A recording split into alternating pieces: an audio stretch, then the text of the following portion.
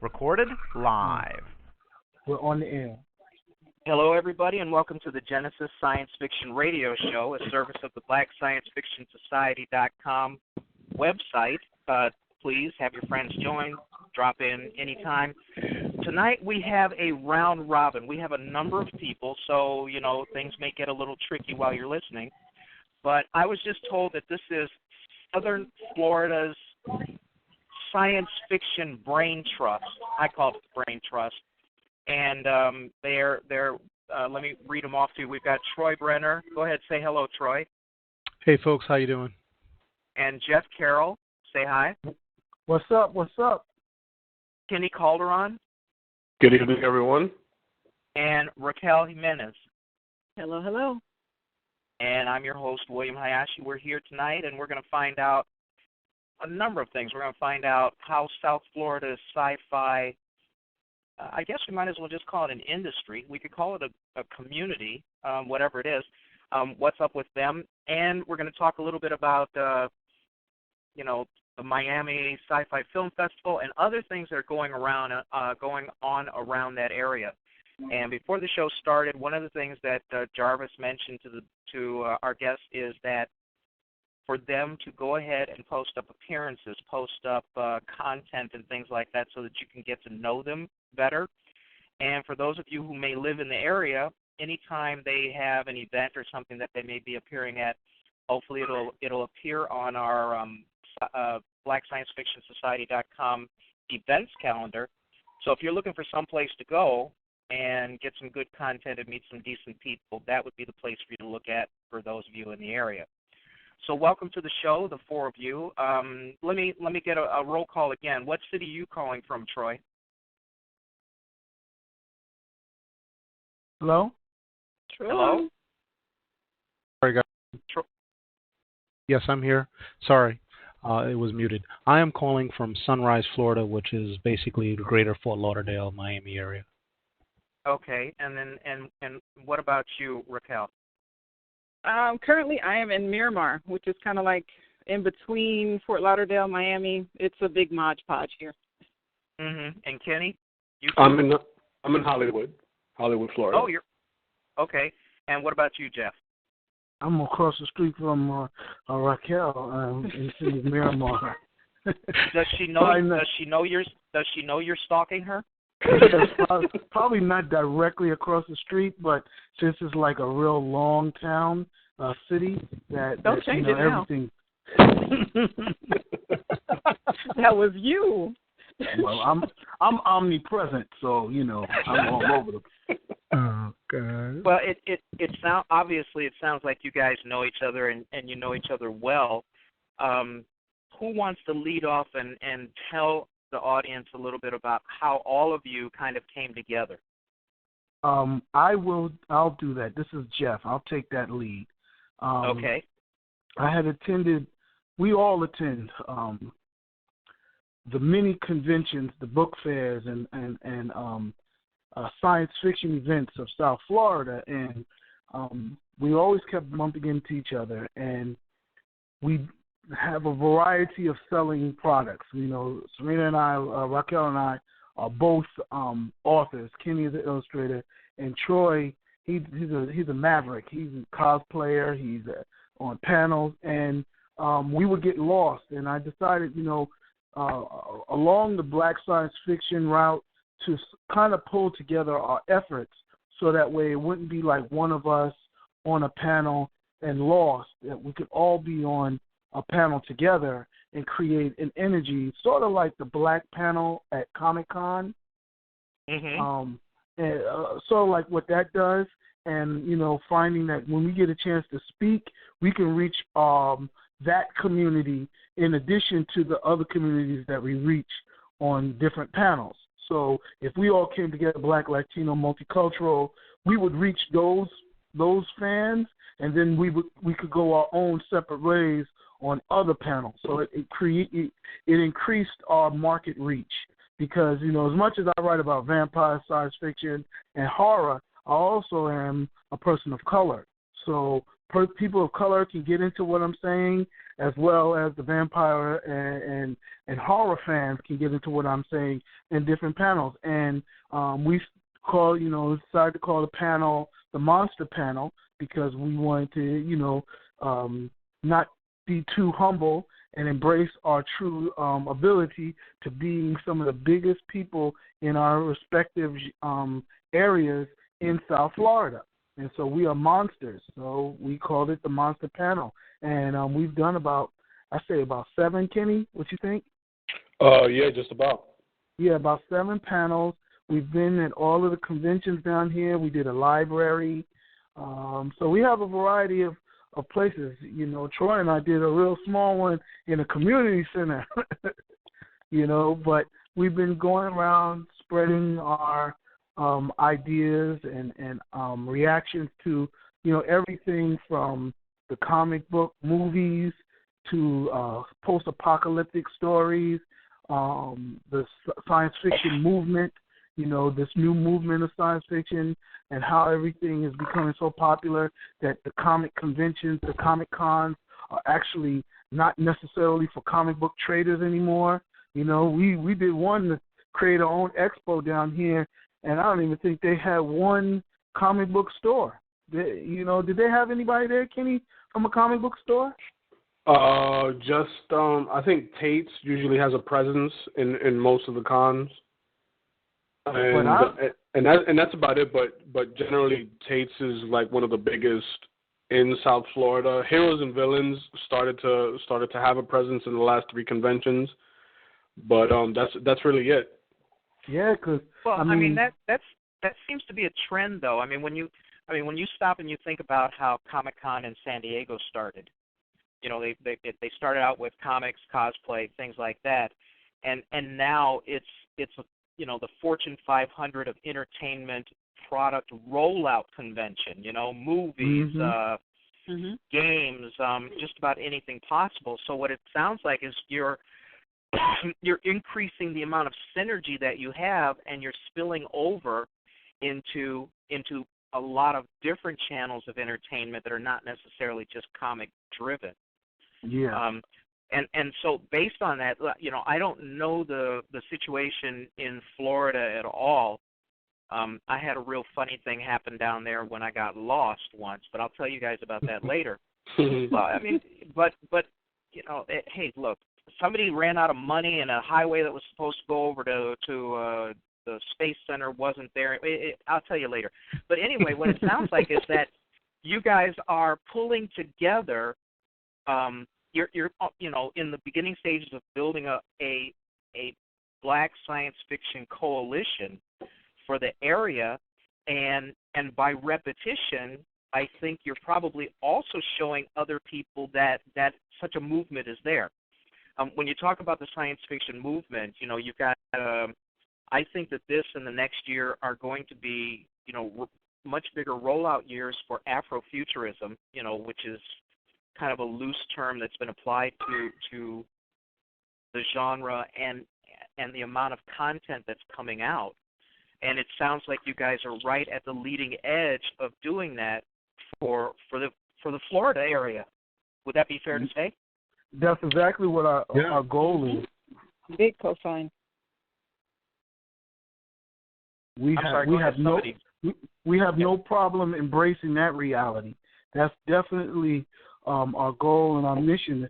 It may not have been something that the people who are letting us do our workshops, because our panels, but for them it was just a different panel, and not to toot our own horns, but I think our panels at some of these conventions were some of the best panels that they've had, because we, enjoyed what we were talking about. We were engaging, and they were fun panels. They were fun to talk about. Yeah. Yeah, it wasn't one way. We were engaging the audience and interacting with them. They would give us their commentary. We would always retort to it. We would present them with a lot of digital content that would stimulate the group, and they would get real excited about it and be able to comment. So, Jeff was right on point with that, and we're looking forward to doing more. Yeah. Well, let me start off on you individually. We'll start with Raquel. What are you a content creator, Raquel?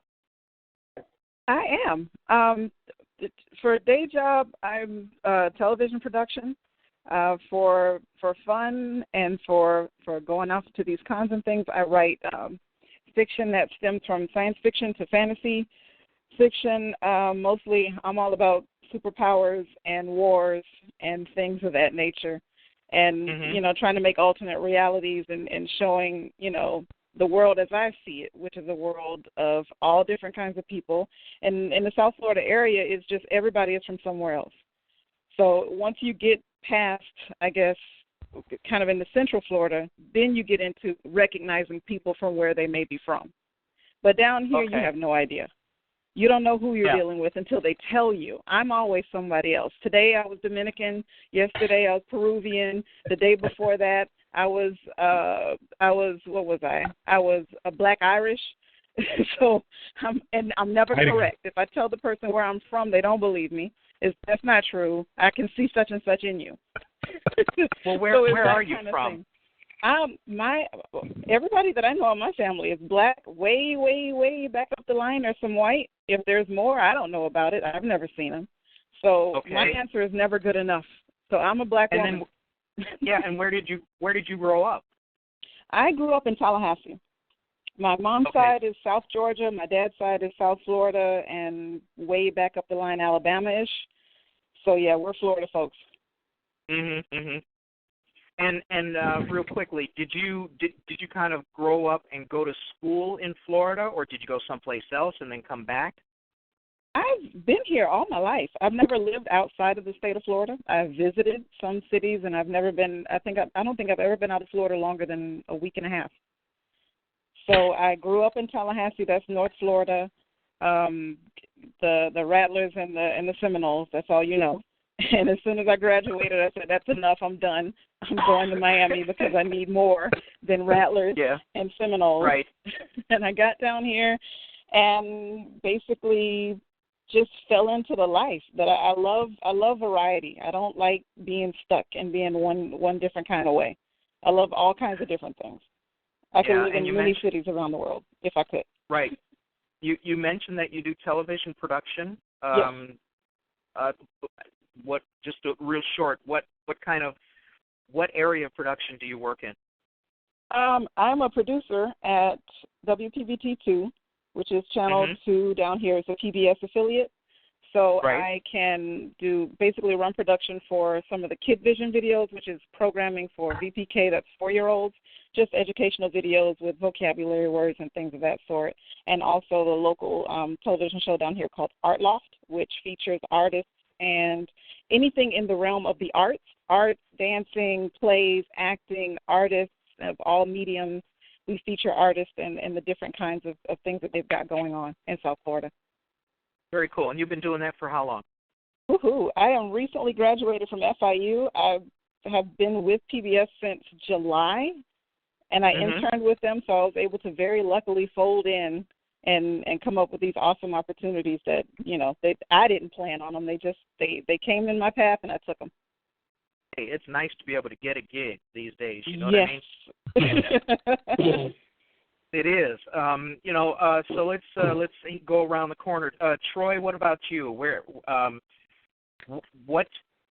If you're a content creator, what kind of content do you work on? And then later, I want to ask you a little bit about where you grew up as well.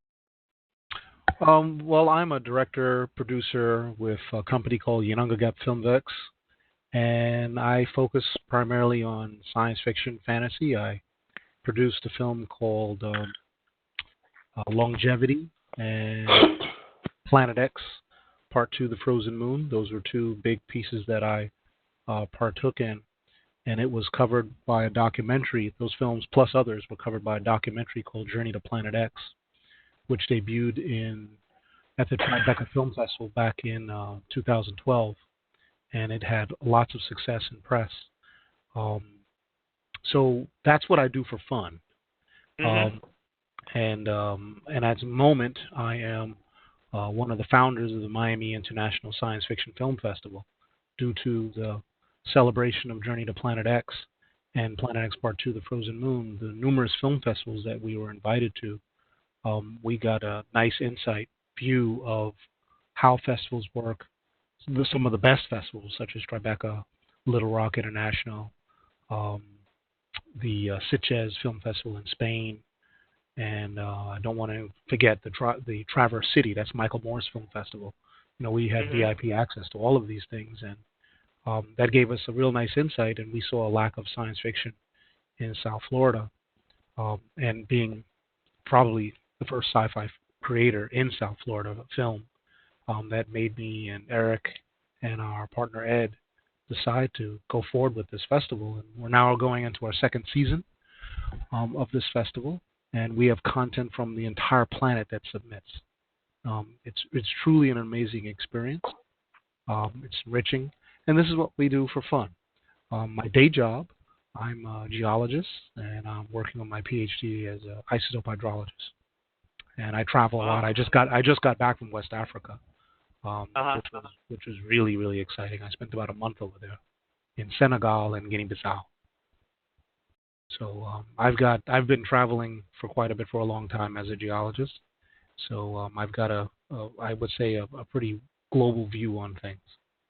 And a good grounding in it, I'm sure. So where did you grow up? I'm from New York City. I'm from Queens. And how'd you get your butt dragged down there? You don't sound like you're 65, looking for, a porch and a rocking chair. So how did you end up in South Florida, dude? Oh, man. Well, via North Carolina, I did my master's degree. Yeah, I did my master's degree at Chapel Hill, and I was working for the Fed during the time, and I was transferred to Florida and when I was working with the federal government at the time. That's how I ended up in Florida. Yeah, because, as Raquel said, it's very seldom you run into somebody who was born and raised there, especially when you're in the larger cities. So it's kind of interesting to see how you settled down there, and so you produced the 2 movies, right? Plus others. I was involved in A Brief Spell. I was involved in helping make that with my partner Eric Swain. We then made Longevity. These 2 films did very well at the Brooklyn Underground Film Festival in New York City, and that's what gained their interest to make a documentary about us, make our third piece. But during the meantime, we made a lot of little short films and so forth. We're still making short. Have you gotten distribution for any of them? Well, Journey to Planet X is not ours. Okay. We're just the characters in it. Sure. And that's on Netflix and just about every other download you can come up with, Google Play, whatever. It's all over the place. It's very successful. Very good. Yeah. And people from all over the world are watching this thing now, because if you look at my Google Plus, I'm like, who are all these people? I don't even know them. But in addition, Planet X Part 2, The Frozen Moon, we're on Vimeo. We sell it on Vimeo, and people look us up and buy it, which is nice. But that's pretty much it. It sounds though like you're kind of like at the beginning of your film career, not trailing off or anything like that. It sounds like you've got more good things ahead of you. Oh, I agree with you. We have when we first came up with all of these ideas, we have about a dozen stories that we just came up with, and we decided to make maybe half of them. And we're halfway through. So we have a film right now called The Temple of Joy that we hope to get back and start up and continue it. That film was produced partly when we were on our festival circuit. So as an example, we were at Sitges in Spain, and I said, ship a load of costumes and carry as much equipment as we can. And we went up into the castles of Catalonia and shot part of the film. And we ended up in Sedona, Arizona, at another festival. And I said, make sure we hang around for a few more days and let's shoot another part of the film. So we have part of the film already in the can. But it's difficult raising money if you don't have, if a lot of people. It's very hard. And it made me think. It made me think, and this is one very valuable piece. If you ever get a really nice, successful hit, and you're on a festival circuit, carry a hat so people can throw money in it. Because if we had done that, we probably would have raised the money during that campaign. I'm almost certain. Yeah. Yeah. Okay. All right. And let's see who's next. Making movies is hard. I make movies here in Chicago. I've done shorts. I've been very lucky. I write, and the first 4 scripts I wrote got made, which I guess is pretty extraordinary. I want to do a feature next year, and for a first timer, I've got a fairly big budget.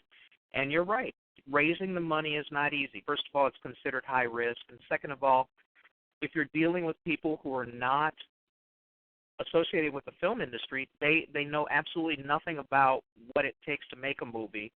Yeah. And it's a lot tougher when you have a high ignorance factor, because it's tough to concentrate on making your movie and holding the hand of a novice at the same time. It really detracts from what it is you want to do. I have a healthy respect for people who take that path, because even if you're a big studio guy, sometimes you have a hard time, like what's his name did, Lucas did with the airplane movie. What was it? Red Tails. Good luck with all of that, because it is tough. It's tough getting the money, and I'm telling you, like I said, I have nothing but respect for people who manage to make it. Let's jump over to Kenny. Kenny, what about you? It says here you're an illustrator. Yeah. But what in terms of content, where are you at with the kind of content you produce, and also where did you grow up? As far as illustrations, I do all type of stuff. I paint. I've done murals. Most recently, I've been contracted to do a comic book series that's due out in January. But for the majority of the time that I've been here in Florida, I've been a freelance artist, just working with a variety of different people. I've worked with clothing designers, filmmakers, musicians, you name it. And so, okay, so where did you grow up? Are you a transplantee, or are you also a native? I am very proudly a transplantee. I'm originally from Far Rockaway, Queens, New York. Okay. So why did you all laugh when I said that? None of y'all, it's hardly anybody that grows up there. Well, or is that a dated term? I mean, that's what they used to call it. Well, I mean, because you know what it is in South Florida. I can't speak for the greater portion of the state, but in South Florida particularly, it's difficult to find someone that was born and raised here versus the people that have come in from out of state. Yeah. Well, I mean, I would never move there because you got a crazy-ass governor. But enough about that. I will not say, because I can wax poetic about politics forever. But, I mean, the whole reason why we don't have George Jetson flying cars is because of the states of Florida and Wisconsin. Y'all don't know how to drive good enough to navigate in 2 dimensions. No. And then put you in 3 dimensions. Oh, come on. I've been in Florida watching people making a left turn for about 554 miles. And those people are not from here. Those people grew up in someone else's country where that is okay. I know, but they live there. Anyway. You weren't talking about Central Florida. Them old people in Central Florida probably fell asleep at the wheel. You talking about that could be it. That could, you could be very well right. I will tell you one funny thing I did find out about Florida. I went down there, when I was in college, I used to self-medicate for seasonal affective disorder by going down and, getting naked in Florida, letting the sun hit me and stuff like that. And, thank God they didn't have camera phones. Well, let's put it this way. I don't do it anymore because, when I go to the beach now and lie out, some environmental asshole inevitably comes and tries to roll me back in the water and save him. So, you got to know what works.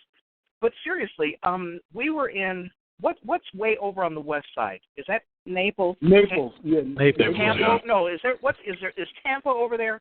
Tampa's on the West Coast. Okay. Yeah.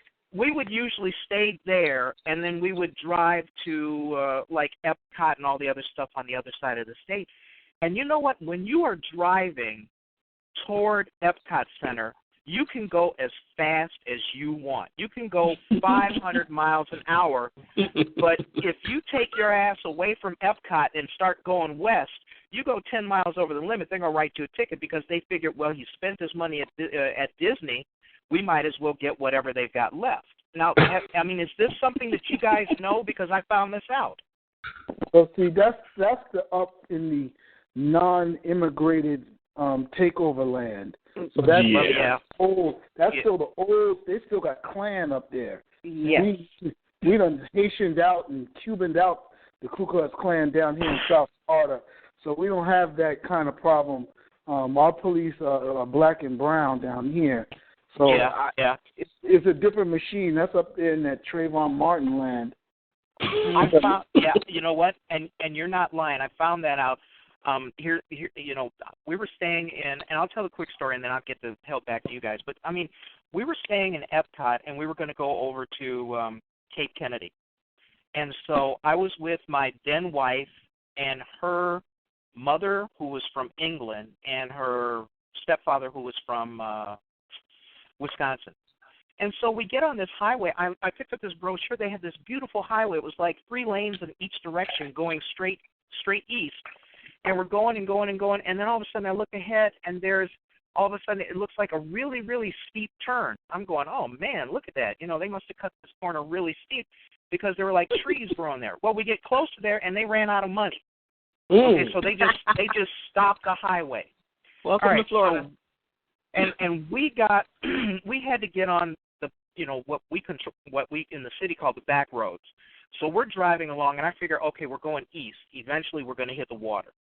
Okay, so I'm driving east on these 2-lane roads, and, you know, every place we stop has a car up on blocks, and, you know, you have to take like 9 families to aggregate 1 full set of teeth and stuff like that.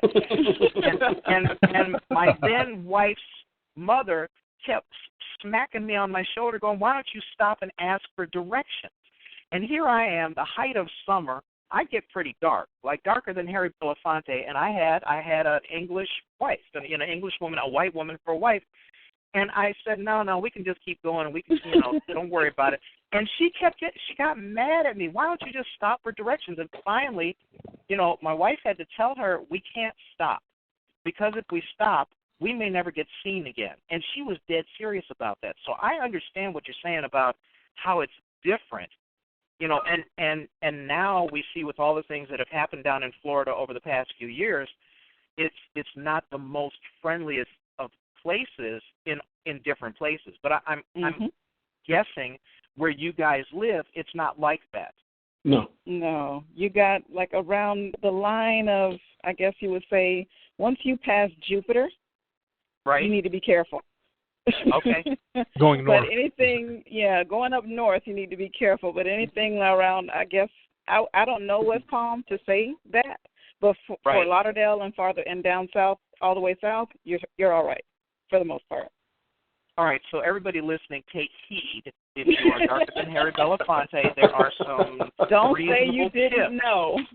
That's right. There are some reasonable tips about travel through Florida. All right, so who did I miss? Jeff, did I ask you? Yeah, I'm the last one up. I'll anchor it. Okay, go ahead, man. And are you, you know, you're a writer. What kind of, you know, what's your genre? What's your medium? What do you do, man? Well, I like to say first, I'm a liar that learned how to write. I started off telling my mother stories about other people doing stuff in the house when she thought it was me.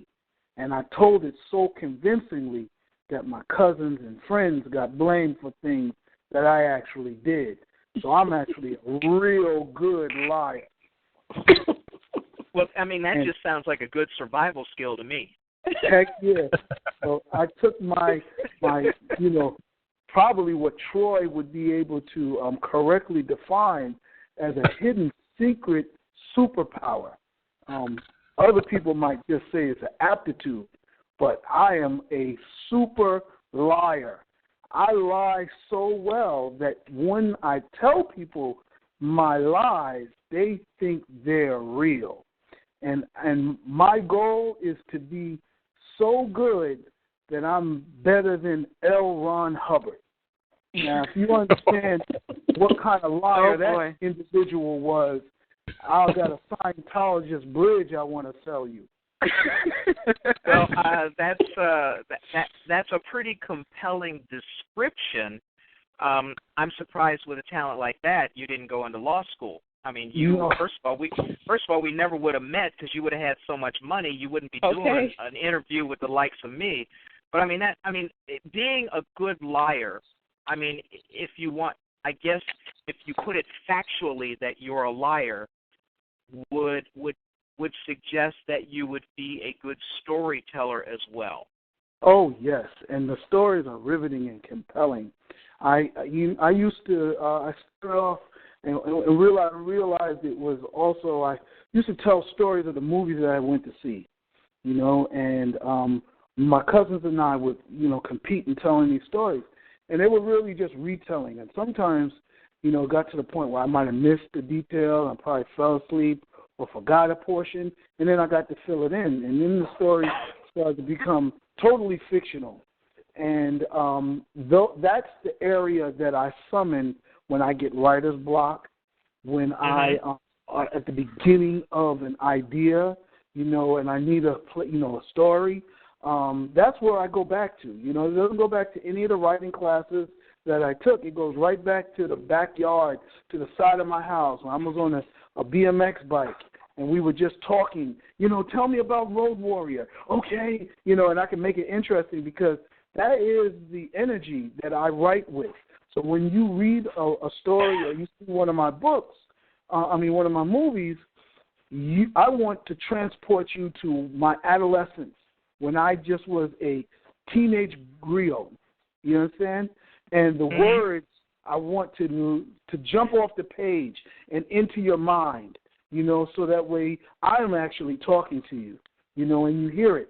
And it wasn't easy at first. I remember I took a writing class in 1995 at Gotham writing course. I'm from New York, actually New Jersey. I was born in New York, but my parents already owned a house in New Jersey, so I just got a New York birth certificate. When I took this writing course, and the guy had wrote for Odd Couple and Archie Bunker, All in the Family, and he was really good, but everything went over my head, and the story that I wrote was a little confusing, and I had stepped away from it for about 7 years, and I had a moment right after I got married and moved to Florida. My mother had a stroke, and I went up to New Jersey to take care of her. I'm my only child, and I had free time at the house because I had moved my business all to Florida, so I'm up there in New Jersey with nothing to do. So I decided to put pen to paper and write out a story idea, and that became my first film. And I found some filmmakers who said they wouldn't mind working with another person, and we collaborated on my first film, and that was called Holla If I Kill You.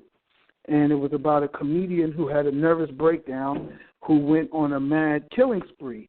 But it was a mystery because he didn't know whether it was him killing people or if it was a mad psycho fan. And it was kind of cool. And that film, I made it for $5,000. We shot it in 4 days and ended up getting a distributor from the filmmakers that I made it with. And it went on to make $35,000. And I took that money and I reinvested it in another film called Gold Digger Killer, and that has become my business card. And it, up until recently, it's still one of my biggest business cards. Although I do have a couple of other products now, my books that are really good as well. But Gold Digger Killer, I made it. I ended up putting like $10,000-$15,000 in pre-production and marketing and film festivals and posters and screenings, private screenings, public screenings. I ended up going to close to $25,000 in all. and signed a deal with a subsidiary of Warner Brothers, a company called Polychrome, which should be listed on the stained toilet sheet papers of America because they were a dastardly company. Okay. And they never paid me my money because they filed for bankruptcy 6 months after my film came out. But they did get it released nationwide, internationally. The film sold over 20,000 copies at Walmart, Best Buy, Circuit City, and all the different places alike. And it got recognized by Hip Hop Radio. I was on with Star and Buck Wild show. He still knows me by name. And he would use Gold Digger Killer as like one of his callbacks. It became the hip hop or urban Lorena Bobbitt movie, you know. So don't let him Gold Digger Killer you. You know, I'll get that Gold Digger Killer. And every time he mentioned it, my website would crash from interest. And that was in 2007.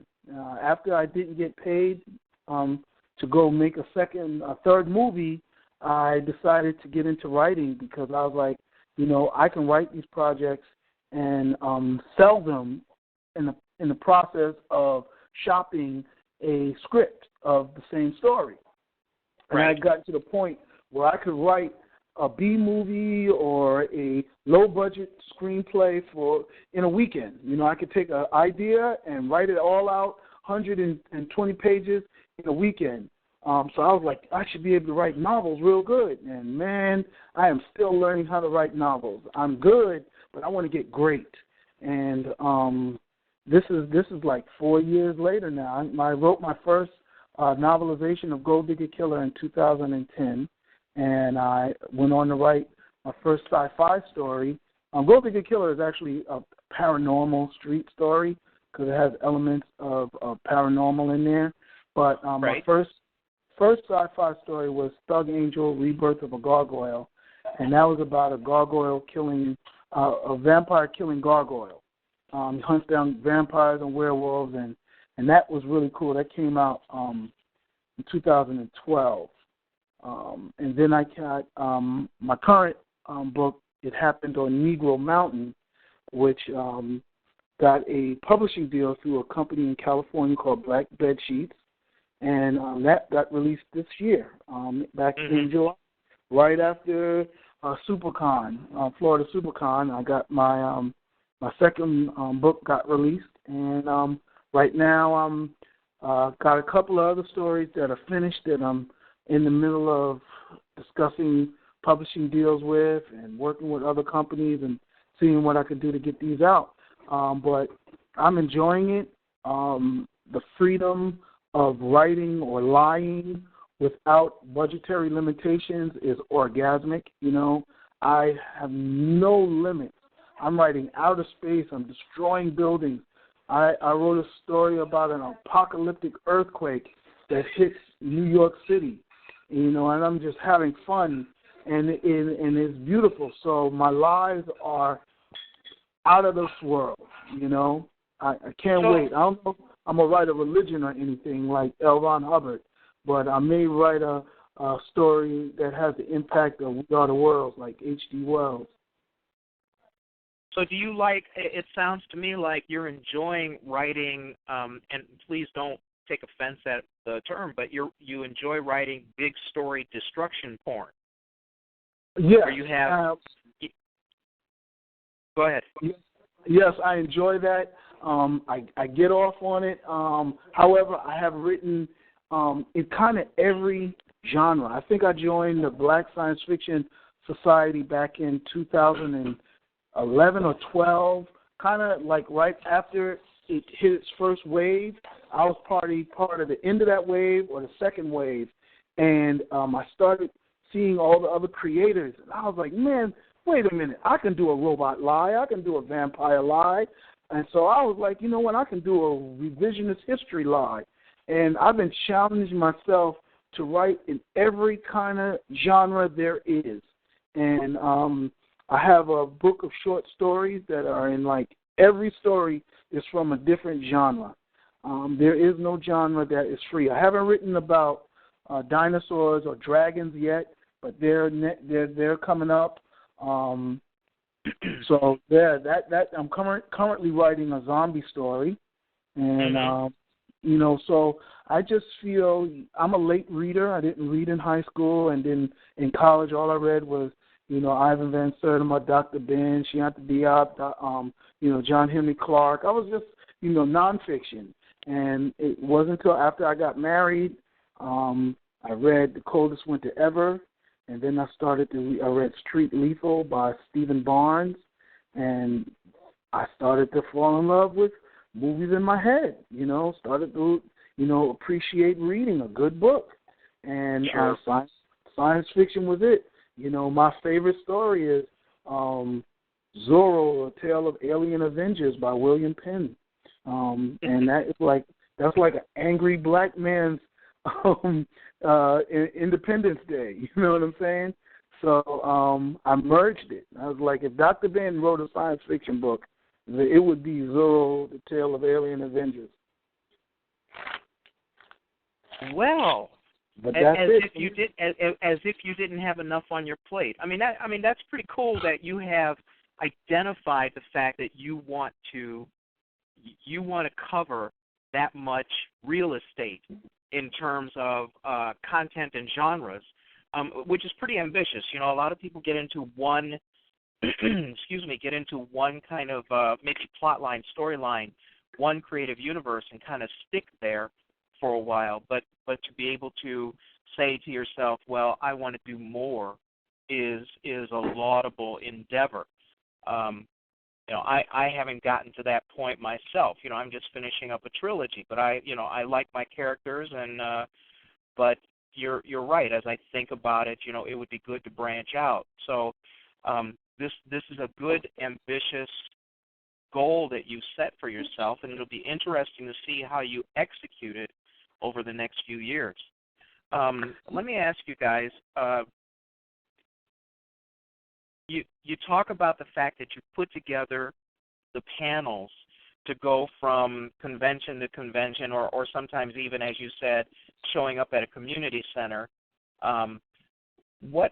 Let's talk a little bit about the audience response. I mean, when you guys go out, do you find yourself getting a lot of people who are interested in the genre coming, or is it tough to try to get the people to come? I mean, let us know a little bit about how you plan and execute a panel, so that other people can kind of think in terms of, well, is this something that we can do for ourselves in our neck of the woods as well?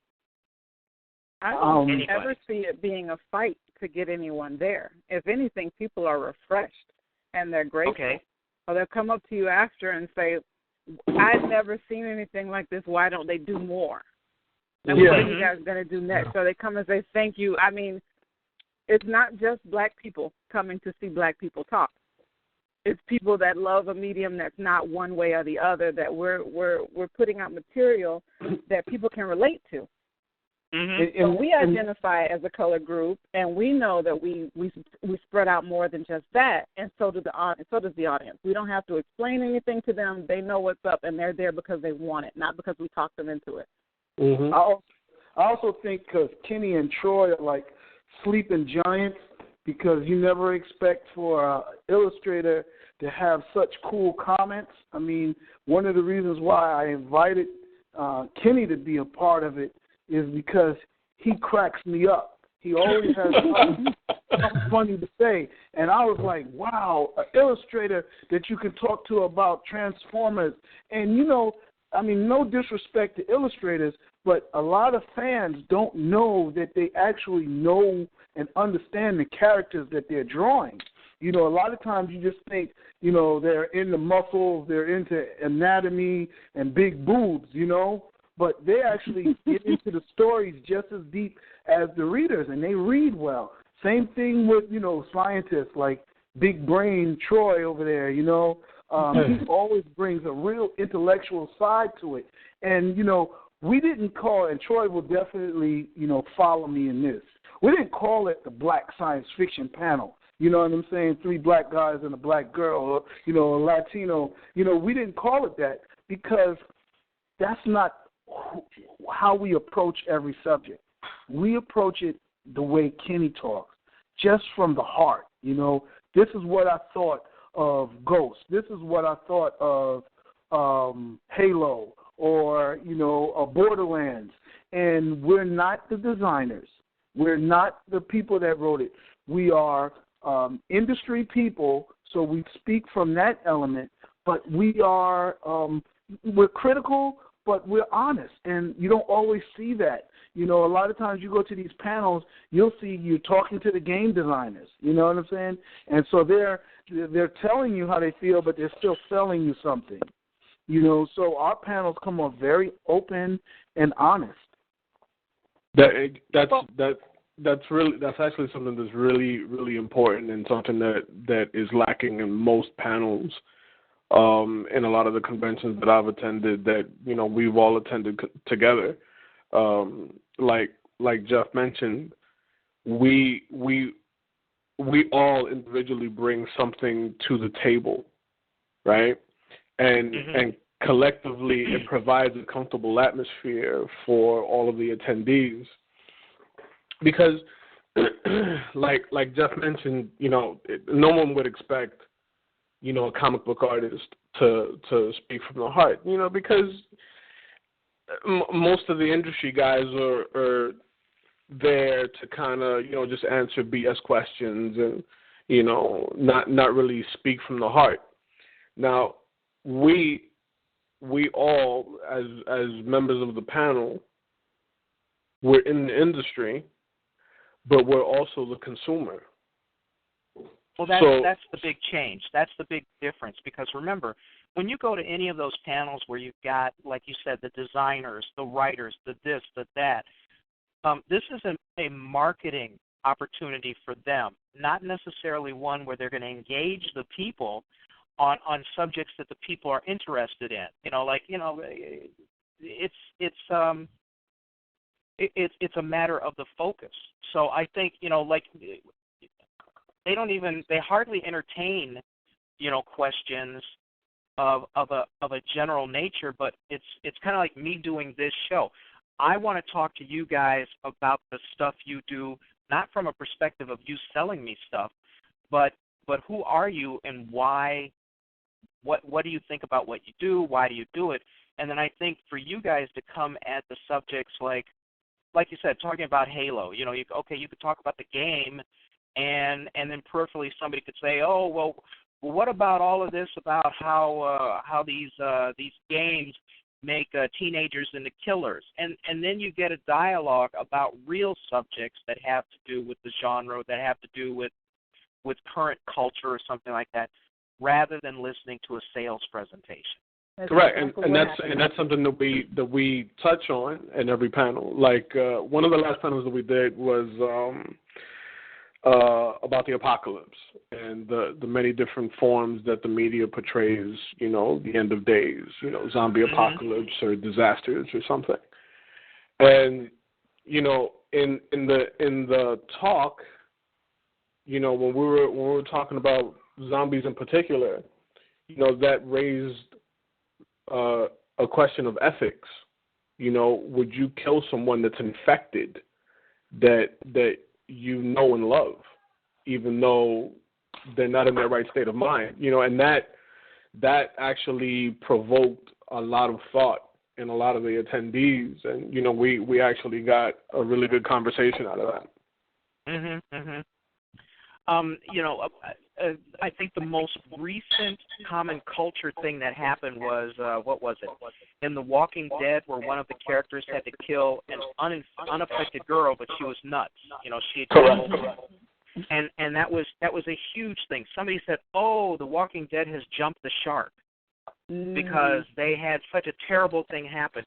And first of all, my first instinct is to go, my first instinct is to say to somebody, it's a TV show. Yeah. It's a television show. It's not a cure for cancer. It's not, you know, church, you know, oh, this is how we're supposed to comport ourselves. I think that common entertainment is supposed to not only entertain, but if it's good entertainment, it does provoke discussion. And so you guys put together a good panel. You guys are so different from each other, and yet you say you have similar interests. But when I would imagine when you present as a panel, it's probably pretty refreshing because, you know, A, you're not all there going, hey, buy my stuff. And B, you actually talk about, you know, realistic things. Well, come on. I mean, please, you know, slutty sales pitches, please.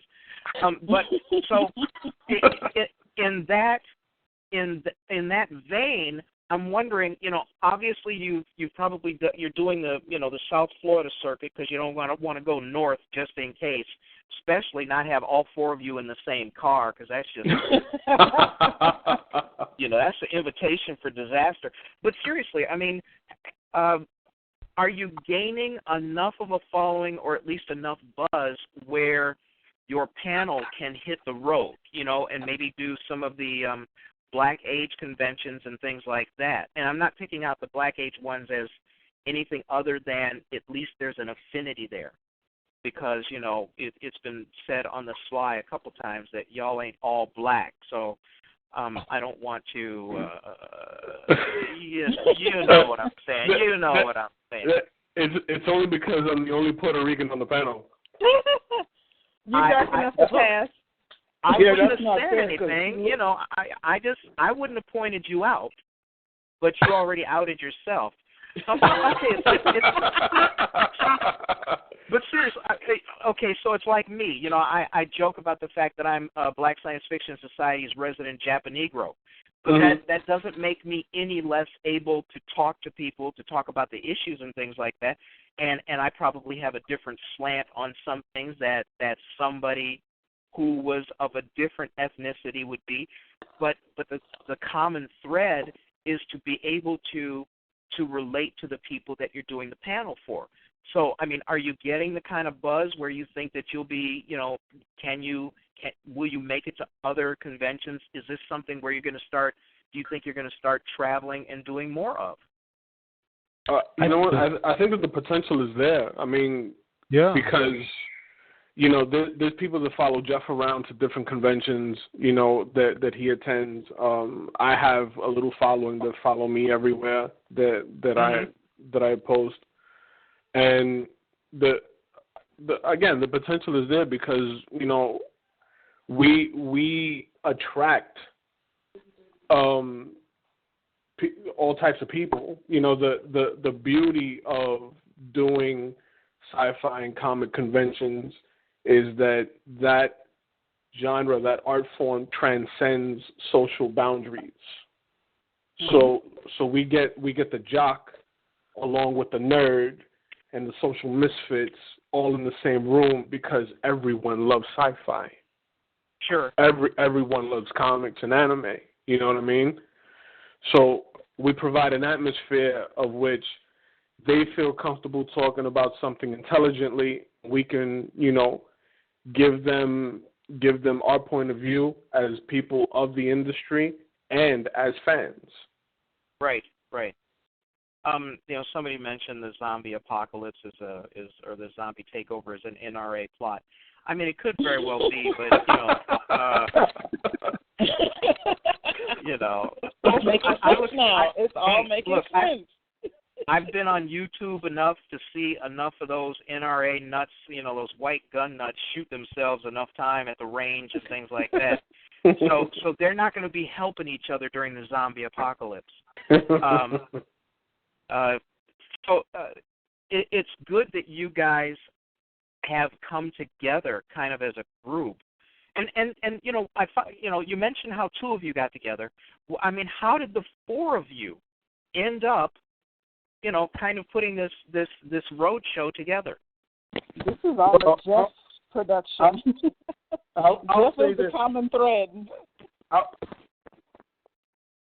I was the Professor Xavier in the whole.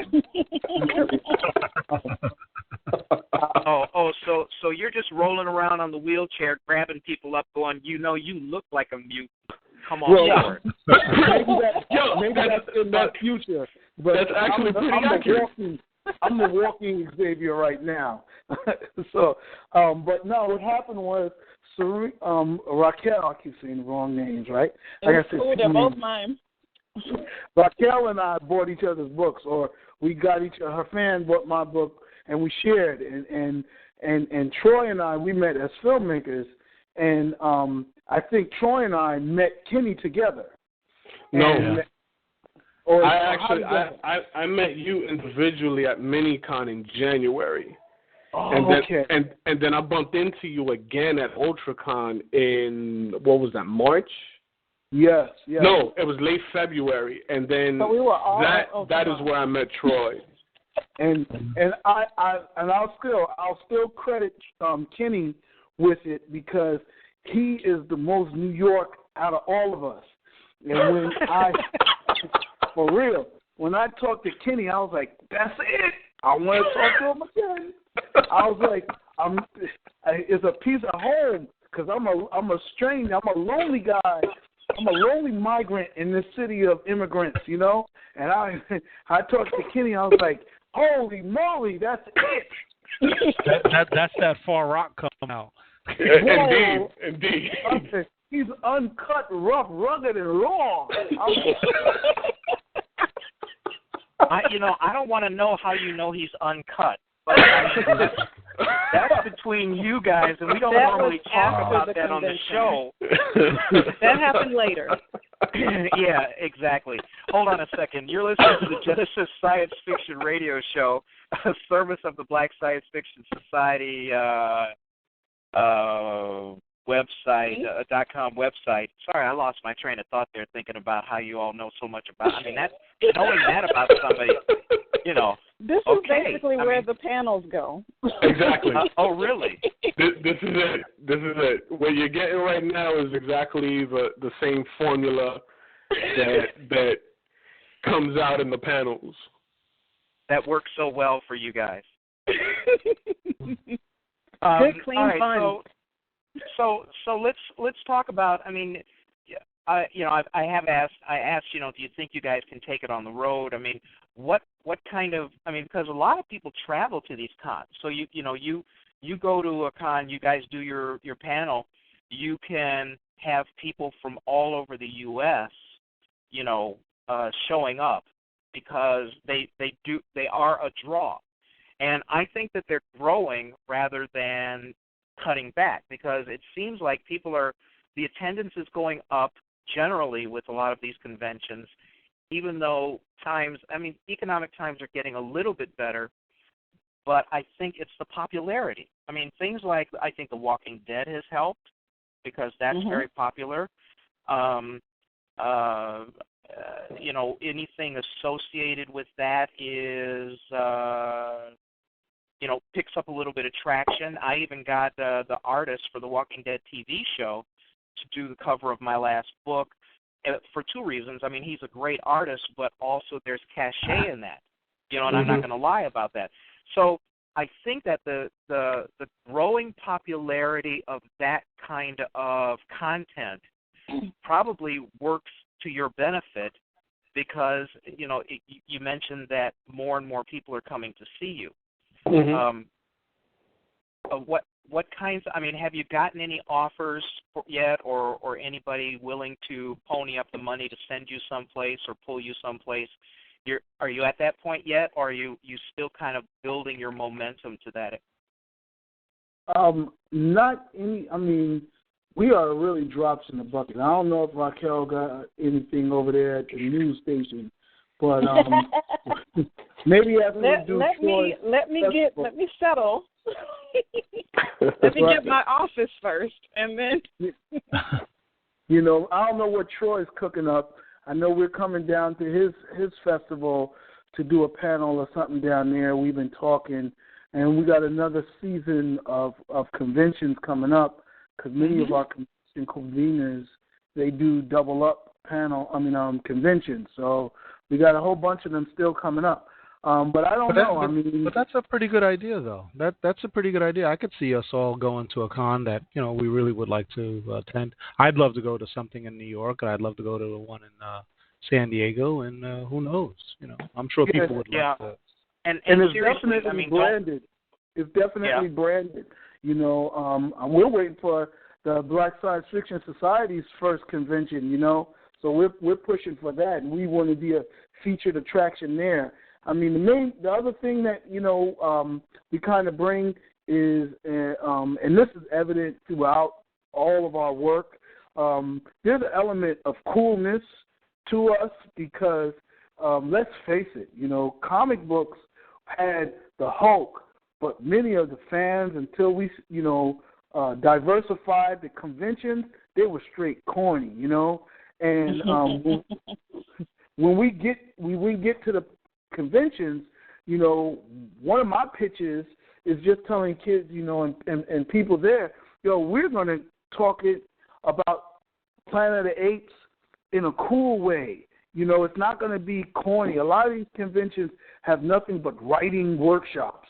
And, as much as I like to lie and I love the art of writing, that's not always what I want to go to a con for, I want to go and talk about being a fan, and being a fan is saying, which universe do you like better, Marvel or DC? Who's going to have the better movies coming out? How does DC do all these good TV shows and can't put together a movie worth a lick? Or how is Pacific Rim better than Godzilla? God dog it.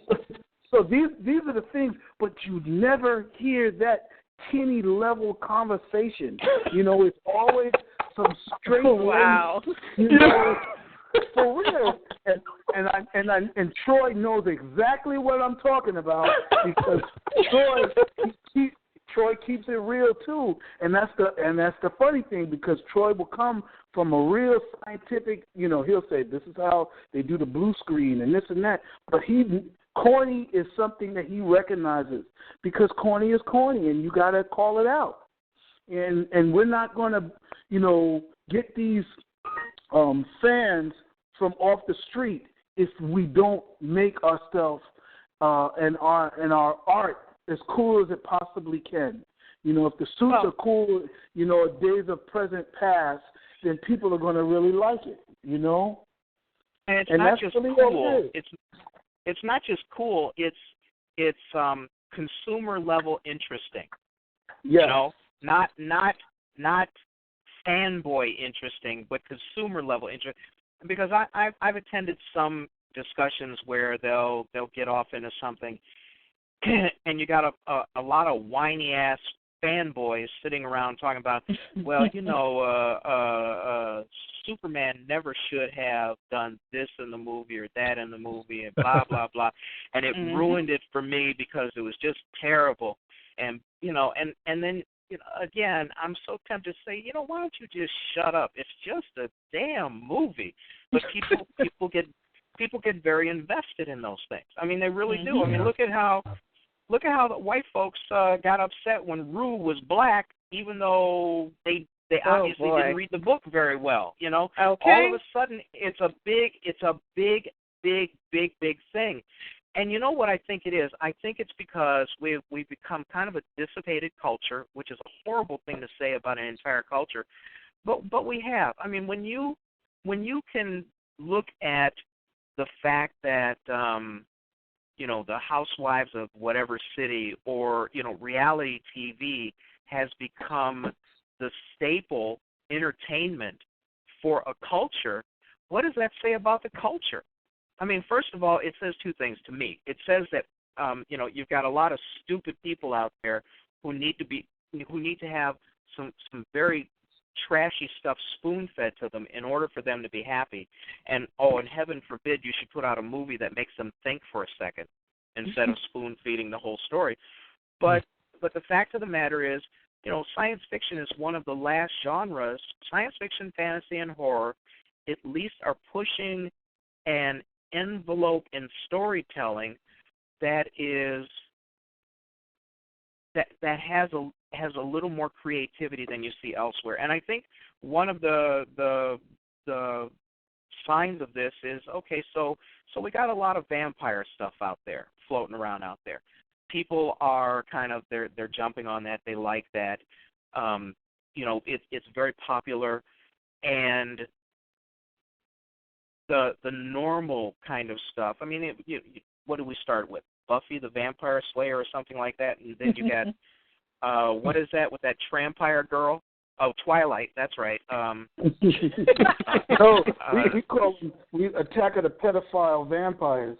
Yeah, no, there is that, you know, and a lot of this stuff. You've got Deviant. You've got what is this with the Lawrence girl? Hunger Games. You know, a lot of this stuff is designed to appeal to a certain age group and a certain kind of mentality, and so you have so many people jumping on that bandwagon, and yet then something really original comes along. I can't think of what that would be, and people flock to it. There you go, like they're starved, you know, like they you know, like parched, you know, they're parched in the desert. So it sounds like you guys have latched onto a good way of provoking discussion and thought, and at a true level rather than, like I said, at a marketing level. When you go and you have people ask you questions about things, give us a kind of a little snapshot of the kinds of discussions that you guys have had, some of the better ones that you've had on these panels. I think one of the really good ones, Jeff, was when we were showing behind the scenes on how they were creating some of these fantastic films. I think we were to go back to Planet of the Apes, where if you remember, we showed some of the content from that and how they were making it. You know, these guys are wrapped up in these like uniforms, and they're riding these horses, and they're wearing all of these sensors, and that's how they were able to recreate these effects that were so real. The people really enjoyed that. So you guys actually do presentations of content so that you can get the ball rolling, the conversational ball rolling, right? Yeah, we do a little bit of the intellectual, and then we do a little bit of the visual, and we make it all thought-provoking, because we start off with basic questions. We talk about, you know, a particular subject. Say we take on the apocalypse, which is a favorite of mine. And we talk about, you know, why do people imagine it so negative? Is there a positive apocalypse? Would that make a good story? And then we'll roll some trailers, you know, and Troy brought that to our panels. And we roll the trailers, and we start talking about the different movies and the different video games and products. And you get to see it, because many times we are familiar with the product, but we don't remember how it was sold or pitched to us. And then we get to talk about it. And as animated as we all are, we have so many animated fan audience members, you know, because people will come out the audience and say something, and we'll look at each other, and we'll laugh, but, they're just as honest as it is, because, we watch all of these things in our own living rooms, even in a movie theater, you go with your particular friends. You don't ride home with everybody in the theater, and so you don't know what these people are thinking. And so we have these comments come out of left field, and it's like, wow, it all synthesizes, so it's real rhythmic, and we all make sense of it, and we move on. But so we'll show Borderlands and talk about how did that video game, because there's all a hook into something that is common within all the races and ethnicities. And, sometimes it's good to hear how a white boy got into Spawn, or, what did you take from, the Black Superman in Earth 2, or Thor going to be a female. Those things are important conversations because they're not necessarily things that are exclusive to black science fiction, but it's important for black science fiction to talk about them because, we don't want black people just to read our stuff. I know I don't. That's true. Well, no, I go through that argument with people a lot. People go, "Oh, well, we got to make our own stuff," and I said, "Well, that's fine, but make your own stuff good enough so not just us like it." Because first of all, you're talking about 12% of the population in the United States. Okay, and then when you talk about if you talk about comic books and novels and short stories, out of that 12%, how many of them read? Well, not very many. You talk about, let's talk more black women read than black men. Black men don't normally read fiction. They predominantly read nonfiction. And then when you start slicing it, it becomes a much smaller pie. The more you start looking, digging deeper into the demographics, and I think that always, and I make this argument all the time, that the best thing that you can do is make content that people want to see, and if it happens to have black characters, BFD, because if it's good, people are going to want to see it. Well, I tell you, I am not Chinese, and I don't want to be Chinese, but I love me some kung fu movies, and they don't slow down their culture. You know what I'm saying? Their culture is all through their movies. There ain't a white person in the movies I like. White. How many black folks do you see in them kung fu movies? There is nothing. They don't even have Japanese. Anybody from Thailand, Philippines, or Hawaiian. It is all Chinese, and I love it. And we all love it. So you don't have to sell out your culture. You don't have to sell out your ethnicity to appeal to a world universe of cultures. Very true.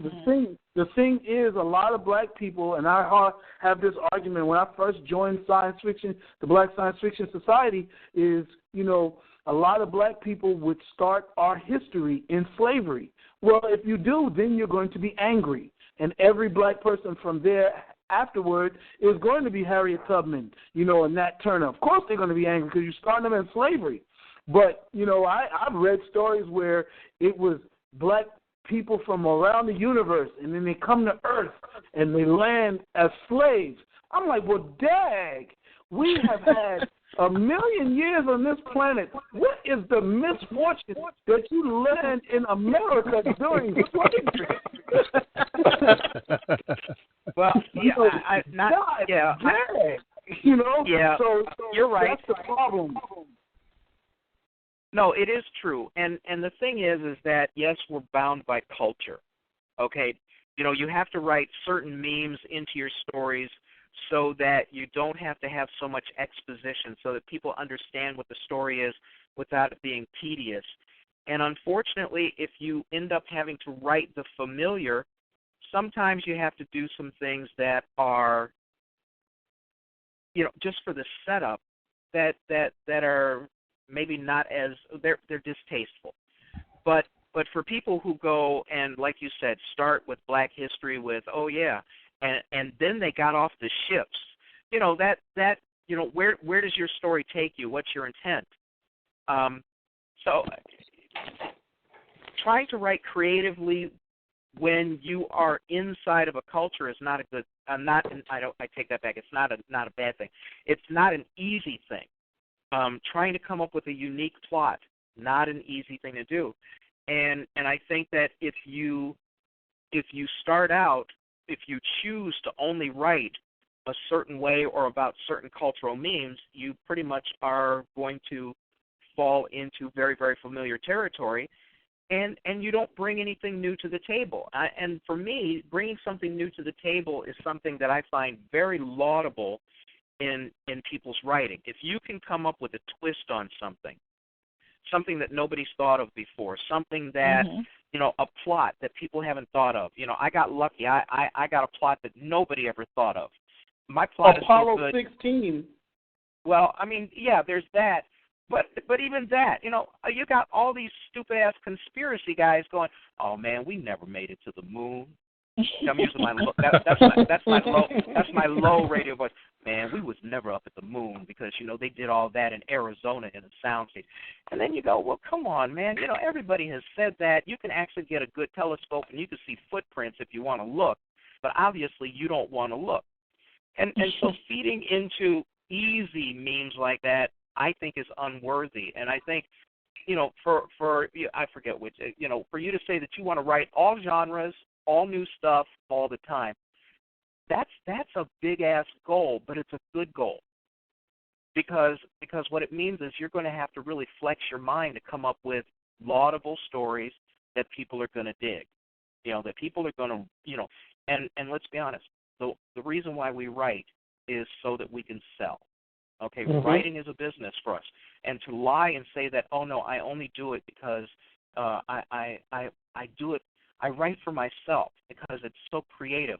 And I'm going, well, if that's the case, then basically what you're doing is you're writing a diary, because if you're just writing for yourself, you're not feeding anything. So to come up with these ideas is a big damn deal. And then for you guys to go around and talk to people on that level about the ideas, about the plots, about the new, about the different. I mean, it seems like a no-brainer in terms of building an audience. You know what I'm saying? It seems like something that should catch on. And I think that, when was the first time the four of you sat down together? The first time would be was it on a panel. Was it late last year, guys? That was 4th of July weekend. So you look at that now. We're basically about a year out, and at least you're notable enough that somebody said, "Oh, let's get them on the show." Right. You see what I'm saying? So some people are seeing you. So it seems to me that you're really on the uphill climb of getting better known. Now let's talk pragmatism here. If you had your druthers, where will you be 5 years from now? Raquel, why don't you start out? Where do you see how do you see your group and what it's going to be doing? Your panel. 5 years from now, are you going to be in every con, or Go ahead. I want to be outside of Florida. That's my personal goal, and that's what I want for everyone else. Because you can't put down roots somewhere and stay stuck there. I want us to go. No, I'm saying, you mean in terms of moving out, or in terms of moving around? Moving around. Okay, not I stay see what gone, you're saying. So, but go on like the touring. circuit to a national level, not just the South Florida circuit, but take our con circuit national. That would be choice. Go ahead. I'm in agreement with that, and I know Troy has that element. These con producers are not all out for con comic books. They don't bleed comics like Kenny. A lot of them are business people, and I respect that. That's cool because they're in the business that I'm in, but I also like the stuff myself, So I would say I want us to be invited to a lot of places. I will do a Troy and say, let's pick the best places for us to go to, because I really want to sell product, because I'm not, unless we're videotaping our panels and we're selling the panel, which is real cool for that to happen. But I want us to be invited to E3 and do a monster panel at the video game place in Vegas. I want us to be at New York Comic Con. I want us to be invited to England, and all key places along the Troy map.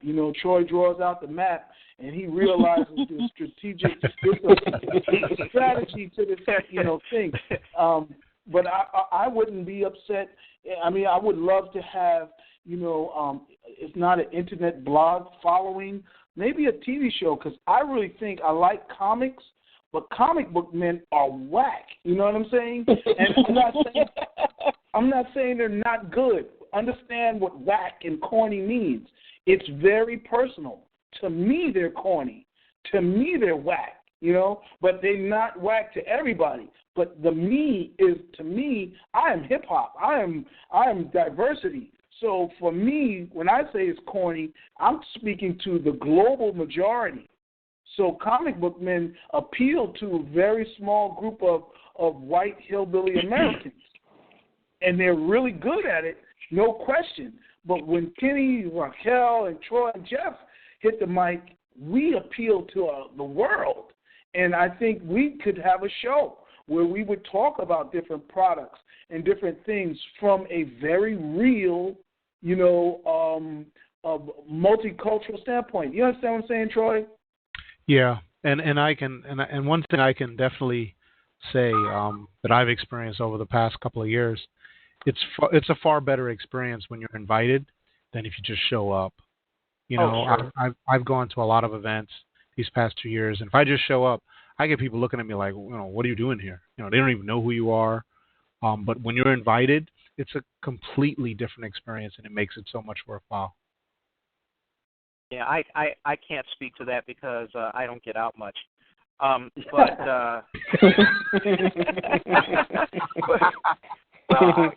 got the ankle bracelet, and plus I got to be home when the lights come on. That's just the way it is. So, but you mentioned, did you say that you do film your panels sometimes, or you do not, or you have not yet? Because I would imagine that being able to film, to film a panel and then put it up on, the web would also increase your reach. It's a really good idea. That's an awesome idea. That is our future. Okay, whoa, before we go, wait. He said it was an awesome idea. Before we go any further, yes. I will send you my address for the 15%. Because you all didn't think of that. But I mean, I joke about that though. But seriously, it will increase your reach, and it will, like if somebody goes to see you guys and you hand out a plugger or any kind of card, you can always have the web address on there. So if somebody goes, oh man, I saw the greatest discussion about why a Spider-Man was probably borderline retarded, and then they go, what? And they go, yeah, here, go here, and you could see, or whatever the subject is, and then, I mean, obviously it'll increase your reach. So, and it's not a very expensive thing to do. You hook into the soundboard and you get somebody with a digital camera to put the tripod up. And again, I'm not joking about that 15%. I'm surprised you all didn't think about it. Obviously you're not about the business of doing business. We'll have a talk later. I'm very good at helping people make money. Well, but seriously, I can't speak for everybody. I can't speak for everybody, but I can speak for myself in this aspect. First and foremost, everything that I've done, everyone that I've worked with, even the things that I do and have slated for the future, I do it because I love this. Yeah. The money and whatever recognition and fame that comes later, that's great. That's a bonus. But it's not you have to genuinely love what you do. Right, and it's not so much, a big money-making thing, the reason why I mentioned it, but the fact of the matter is, to have a non-pretentious discussion about something where people are interested in what you're saying, again, a non-marketing approach. It's not like, oh, we're here to sell the Hulk, or we're here to sell this or that, but you guys are there to talk about common culture. And people don't get that discussion. You talk about being online, you have flame wars from fanboys. You have people who hate this, people who love that, people who, if you say, hey, I didn't know about X, could you tell me about this thing? And then people go, oh, what are you, stupid? Everybody knows that. And that doesn't extend the dialogue any, and it, I think it tamps down imagination. I mean, imagine a young kid who maybe comes up to somebody and asks for an autograph, and the guy, freezes him out and says something very unworthy. What impression does that leave with the child, and what does that do to his creativity? Mm-hmm. You know what I mean? So being able to present something so down to earth and something that I think is probably very laudable. Having just a regular everyman discussion about these issues is something that I think can gain traction. And go ahead. I was gonna add to that actually, because look, I'm self-taught. I have no formal education in my art. It was something that I just grew to love as I got older, and I constantly kept challenging myself to the point where by middle school, I was doing portraits. Sure. And then, it blossomed from there. And, I think the key element that we as a panel, as a group bring to these shows and to these discussions is that comfortable atmosphere. I'm sure that Jeff and Troy can fill me on this. When you would just come back from the comic shop and you got the latest issue of XYZ, and you guys are like flipping through the pages and you're discussing the artwork or who would win in a street fight, and it's that comfortable. Mhm. So well, and it's real. It's real at a level like that because that's how people really talk to each other. Exactly. Mhm. And I can say one thing about the panels is that when we talk about being comfortable, a lot of the panels that you might sit in on, you've got that gatekeeper, that person that says, you can speak, now you be quiet and sit down. Now you can speak and you be quiet and sit down. For us, it's like, okay, wait, we got off into this side conversation. Slow down, let's get back on track, because everyone is engaged in the conversation. It's not like raise your hand and wait to be acknowledged. And that's a blessing. Mm-hmm. That's a blessing yeah. that we can control a crowd like that. Yeah, I sat in on one at an Ebony Jet affair, here at, I don't know, maybe McCormick Place. And it was like that. You had your X number of minutes to say what you wanted to say. They let 3 people ask a question, and then that was it, and they moved on to the next person. There was no give and take of ideas and things like that. And then they got mad because people crowded up to the table and wanted to talk to other people, the different panel members, because they didn't get what they wanted. It wasn't fulfilling for the very people it was supposed to serve.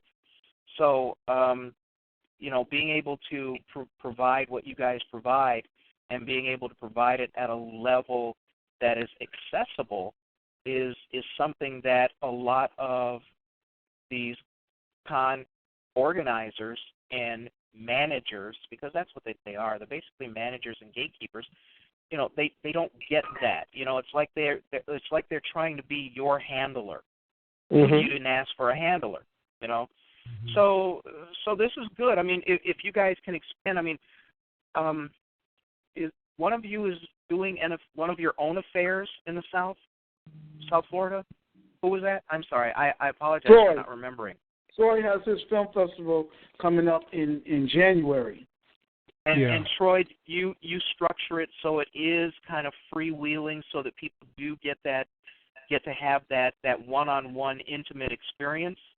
Oh, it's very much that. We're going into our second season. We're very new. This is our second year doing this, so we're still growing. We got a lot of room to grow. But this is our first year where we're going to definitely have a festival floor, and we're going to have folks that have tables. They're going to rent out tables, and for example, we'll have illustrators. We'll have people that want to sell their content. Filmmakers that do come to the festival will be able to sell their films and promote their content to the crowds that come in. And we have and we're dividing the area up to a workshop style format where people will be able to have their workshops and seminars. And one thing that we really offer, we give people the time, and we want people to feel very comfortable to interact with everyone. Of course, there's like a VIP status where, VIP is someone who bought a ticket to basically see everything, do everything. And we'll try to have agents with them, in particular for the filmmakers if they come, where they will have someone at a moment's phone call notice if they need something, that they'll be able to have somebody to call and interact. Hey, I need to go here, I need to go there, who is this? And so that they'll have a very warm interpersonal experience. It's the celebration of the filmmaker. That's what SCI-FI is all about. And we're not, we're a nonprofit. We're not designed like a lot of these other events, which are folks that are just living off of this stuff. This is something that's for the community. of Miami, and for anyone who wants to come. That's where what we're all about. That's why we're in downtown Miami, inside the Hyatt Regency. So you don't even need a car if you're coming. You don't need a car. Just hop on public transportation and just make it down here. We want to make it very convenient, very open for the community. And it's not just science fiction. We have fantasy film, horror, animation, and like I said, films from all over the planet come. We have a special category for Florida-made films. But because that's one of the ways that we give back. Another way we give back, we have science documentaries. Being a scientist here, I know folks that make science documentaries as part of their grant.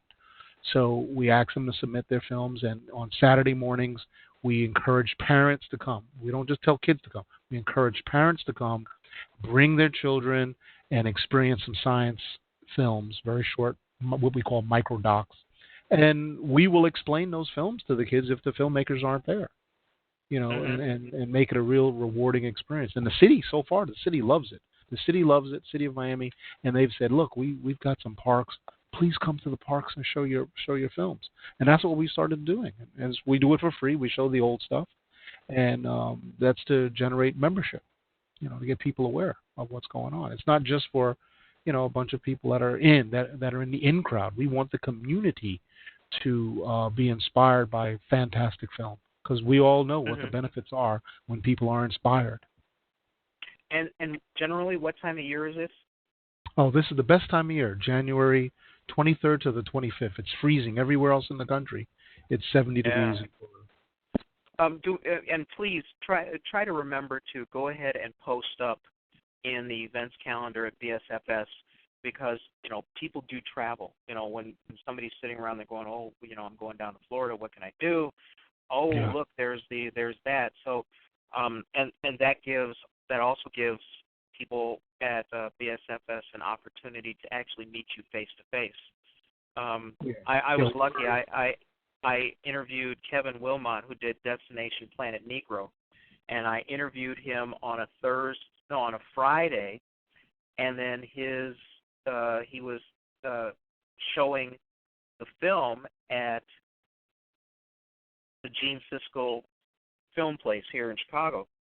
And so, I made a point of going down. I wanted to meet him, not just because I interviewed him, but because, it was such a great idea for a movie. And then when I saw the movie, I thought he did a brilliant job, and it was a great satirical send-up on a lot of things.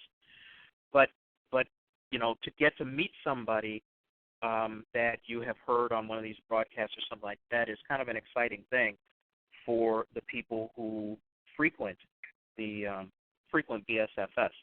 So, just think, anytime you guys are going anywhere, if you post it up, you give an opportunity for people to come meet you. Oh, yeah, we'll be happy to. We'll be happy to. Yeah. I love the cosplay. Jeff, these guys will tell you, I love the cosplay as a Starfleet issue. I thought you was cosplaying as what was the Red Sonja? I thought you was Red Sonja. Get out. Does he have the legs for that? Hello. I generally, I cosplay too. I generally go as a serial killer because they're dressed like everybody else. And that's been working out. Thank you very much. It saves on costumes. Okay, so we've done all of that. Let me ask you this: what kind of appeal do you have to kids? I mean, do you have a lot of kids who come to your, to the panel discussions, and do you make an accommodation? Make a point to include them in the discussion. Small kids are usually there, but they're sprinkled. It's not a large number like young adults and teenagers and older folk. They're usually there accompanied by someone older, like their older brother or somebody that's interested in the discussion. I didn't mean so much that young. I meant young teens, things like that. Oh yeah. You're very accessible to that age group. Oh yeah, plenty. You know what? In just about every show that I've done, and after every panel, I get approached by someone that was attending the panel, and they ask me for advice as far as if they're aspiring artists or if they want to break into the industry or just artist type questions. Or they'll ask me, just curious questions in regards to any projects that I may be working on at the time, or anything that's due for release soon. And that's always a beautiful thing. That when I get approached by youngsters like that, I give them my personal information. Because most of the time they're local, and they need a little bit of guidance. Yeah, I mean, you're essentially mentoring, to kids who are starting out, and kind of, maybe their imagination, maybe their skills, maybe their whatever is blossoming, and that's kind of what I was getting at. Do you is that something that's important to you? And obviously it is. One of the things that. For me, it's actually a very, very big deal for me because for me it hits a soft spot. I didn't have any of that growing up. Yeah. Right. I was an introvert, and I kept to myself a lot. I was very shy, so I had a lot of time to daydream, and in those daydreams that would manifest itself through my pencil on paper. And those images just kind of grew into what I do today. Mm-hmm. And to speak on another angle of that, you have the people that are coming up and asking you, well, what do I do next? Or people that didn't even think that they could do such a thing because they ask, well, how do you get started? A lot of people get started because they were in their dark place. Mm-hmm. And that's what they needed to get them to the other side. Like I was at home with 2 little kids, and I had no adult conversation. Write. That's the only adult conversation I'm going to have if I sit down and write. Until someone gets home from work, this is all I have. Other than baby talk and projectile vomit and poop, I need to write something or I'm going to go insane. So you don't all the time realize what you're doing and why you're doing it, and that you could be good and great at it until you have that place that pushes you to do these type of things. And then growing up, I didn't have the positive reinforcement to be creative. It was, you need to go to college so you can get a job with the government so you don't have to depend on the man, and that's all you have to do with your life. That's it. Mm-hmm. So once I got to be an adult is when I got to play. So this is my playground. This is all love and fun, and if I can make some dollars off of it, then that's just a plus and a bonus. But when a kid comes up to me and says they want to write stories and they don't think that it'll go anywhere, I'm like, just write it. Because I would have been here 10 years ago if someone had told me, just write it. I'm definitely one of the things, in addition to like having people buy my book, and I never knew what my readership looked like. Now, when I made movies, I would screen them, and I can get an idea of who came out to the screening and what they look like. But because writing and reading is so interpersonal that you as a writer don't know who you're talking to. So when I do panels, I get to see who's reading what I'm writing, because they come up and they're buying the book from me. And I crack myself up to see who is reading. I mean, I go to a convention up in Orlando every year, and they had me like on 5 panels last year. Spooky Empire, I got to give them shout-outs.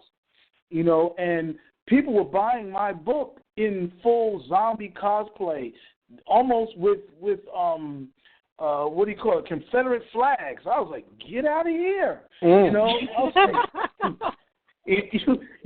that is one group of people I didn't expect to be writing for, but, they were all in it. I write because I didn't read. When I was in middle school and elementary school, I didn't have a Hunger Games. I didn't have an Ender's Game. My son is reading all of those books, and I didn't really have any of that. So for me as a writer, I'm like, it's revolutionary because I want to write for me at 15, you know. And my greatest compliment is when somebody comes off from one of the panels and says to me, how old are you? And I can say, I'm in my 20s, and they actually may believe it, except for now the stupid gray hair is coming through my eyebrows. I'm like, dang, I didn't know you get gray hair in your eyebrows. That is really messed up. Yeah, that is. Better get that just for men. Yeah, something. I know. I gotta get that mascara brush. Such a gray. But you know, it is kind of funny what sometimes draws people into writing specifically. You know, because some people talk about, oh, you know, I started writing stories when I was a little kid. You know, I would tell my mom a story, blah blah blah, and then like for you, Raquel, you know, you go, well, I would like to have a discussion with somebody, you know, who has a fully formed intellect. So I'm going to write a story, and that'll be my interaction. You know, it's weird how things happen. For me, it was like, okay, I just got divorced. I got a lot of time on my hands, so I think maybe I'll just write a book. So it's the drive is there, and then the part about being able to mentor kids, it serves a dual purpose. The first purpose is obviously you're helping somebody and you are mentoring somebody, and you're giving them some guidance that maybe even gives them the confidence to go ahead and to actually, you know, just sit down. Yeah, I can do this. But the other part is when you mentor a kid, you're also creating more of an audience for yourself. You're growing your own audience, because if there's an affinity there already, they're going to want to, you know, if they already have met you and they go, oh, I want to see how they did this, or I'll pick up his book and see what it's about. Essentially what you're doing is you are growing your own audience, and we have to do that because fewer and fewer people are reading. And what's going to get kids to read? I mean, obviously comic books are very accessible for children. But if you can get them to transition into reading novels, that's a huge thing. And that kind of reading is something that they carry with them for the rest of their lives, hopefully, you know, if they get hooked on reading. So all of this is good, and it speaks well of what you guys are bringing to the table. Have you... I mean, I know this is new. You're only about a year, you know, into doing what you're doing, but have you been invited to any schools yet or anything like that, or do you see stuff like that on the horizon? Yeah. I know individually we are. I teach at a middle school, and I'm already prepared to bring a few of the panel members there. We may even do a full panel. I'm going to see if I can work that out. But I know individually, I have been, and I've always been. I know all of the panel members have been invited. Kenny was in the newspaper, you know. So I know that we have that element. But you know, as the collective group, the Avengers, the X-Men, whatever you want to team up, not as of yet. But you know, news is just getting out on us, you know, and when they hear us together, I love myself, but I love listening to other people, and I definitely piggyback off other people's ideas, and I say things in our panel that I may not have ever said before, and I may not have never said in one of my workshops. So that's really cool, and then the audience is different. So I do think, you know, this is different. We've actually had other writers. Shout out to Ricardo up there in Central Florida. He writes a Dragons book. Sheena from the library, she's been a part of our panels. So we've had other people. So there's a lot more to us. And I know Ricardo's trying to get us up at MegaCon. And I don't know, Troy, you've ever been up there, but that's another good convention to go to. Oh, yeah. So we've got C2E2 here in Chicago. And it's during a crappy time of year. That's the only complaint that I have. You know, usually it's in late winter. But I mean, we're branching out with that. It's a more conventional con. It's certainly not a black themed or a black age themed show, but it's one that is at least is picking up. Are you seeing more? Yeah, that's the other thing. Are you seeing more new shows, new cons being set up and produced down in the Florida area? Because when you think about Florida, you don't necessarily think about younger readers. Our usual demographic for sci-fi, fantasy, horror, and things like that. You think in terms of Florida being a lot of old people, Yeah, this is Troy, and there are quite a many cons that have been created over the past just 12 months. Mm-hmm. Yeah. The UltraCon, that's what Urban Santiago, isn't it, Jeff? Yes. Yeah. And also, there's a new, SuperCon has created many other cons, basically filling up the calendar. Yeah, Magic City, they're just filling up the calendar. Every month there's a con somewhere in what I define as the Miami Metroplex. That's 90 miles along the coast from Miami all the way up to the other end of Palm Beach.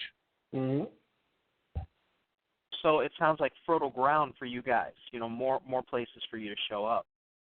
Yeah, this winter is pretty booked. I just want to have the diversity of the Essence Music Fest and Atlanta and Harlem Book Fair. If I can get there, we'll be good. We're still only scratching the surface. Shaq had a comic book out. DMC has a comic book coming out, and the Rick Rosses of Miami have not, or the Rick Rosses or the Pitbull community and their fans have yet to come to a convention. And the moment they do, it's going to be off the chain, on fire. I mean, I took a picture with a guy with 27-inch rims riding down South Beach with a car with Incredible Hulk and Thor on it. And I was like, man, how do you ride through the hood and not get your lunch money stolen? This is a nerd mobile. And I said, you got to come to one of the cons. It's like I said. It's like I said. That genre transcends social boundaries. Yep. Yeah. Racial and cultural boundaries. Yeah. It just destroys them, and like I mentioned before, you could be in the same room with probably one of the hoodest brothers, maybe did a little time sitting right next to like the social misfit who's a homebody, stays on the computer and blogs all the time. It just shatters all of that because you could be in the Pork and Bean Projects and interrupt the drug deal by saying, "Yo, Iron Man can beat Wolverine, son. The Hulk will smash Superman." And next thing you know, you got a real argument. That's come on. You remember the beginning interlude to the first Big Pun album? Yes. The chunky kid talking about Punisher's the real dope homie. He'll kill all the X-Men. Yeah, but what? The funny thing is that's not new. People have been, kids have been doing that for, generations now. Who's faster in a race, the Superman or Flash? You know what I mean? Going way back, and those are the kinds of discussions, those are the kinds of debates that fire up people's minds, fire up kids' imagination, and being able to. I'm sorry. Go ahead. I'll tell you this. Some of the things we also talk about is, we do mention our gripes. And some of my biggest gripes is that Luke Cage is an underused superhero. It's ridiculous that he's so powerful, but yet he's not used as much. He's a smart Hulk, a cool brother. And then you have, in the Star Wars universe, Mace Windu is from a jungle planet? Are you kidding me?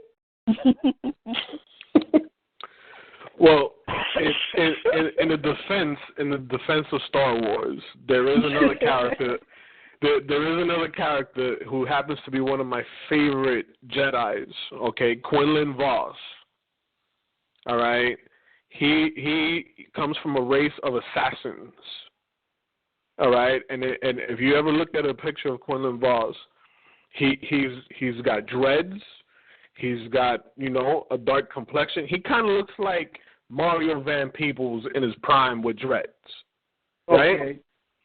But what made him, he's like the Wolverine of the Jedi, okay? Because from when they brought him into the Jedi Order, they sensed that he had some of the dark side in him, and he had the potential of turning later on in life, but he never did.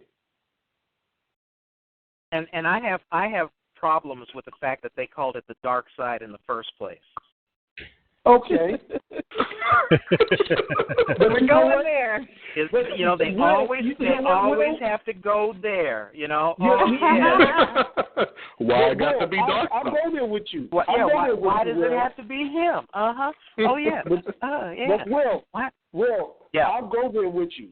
I'll see that question mark, and I'll say, I read The Lost Tribe of the Sith, okay? And that's where they try to explain how people can be sheer evil, and there can be a tribe of straight evilness. And yet they were raising children. They had relationships with one another. They made love, and reproduced. How can you be a tribe of Darth Vaderisms? And wait a minute. Wait a minute. Are you trying to tell me you've never had angry sex? and that's what I was reading it for. Even tell me how that the strong kids are made. That's how the strong babies are made. Right. And that's what I was reading for. I saw a joke you might appreciate.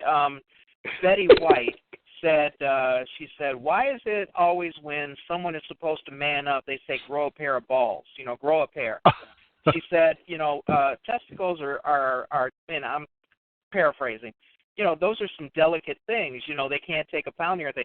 If you really want to, man up, if you really want to do something tough, grow a vagina because those things can take a pounding.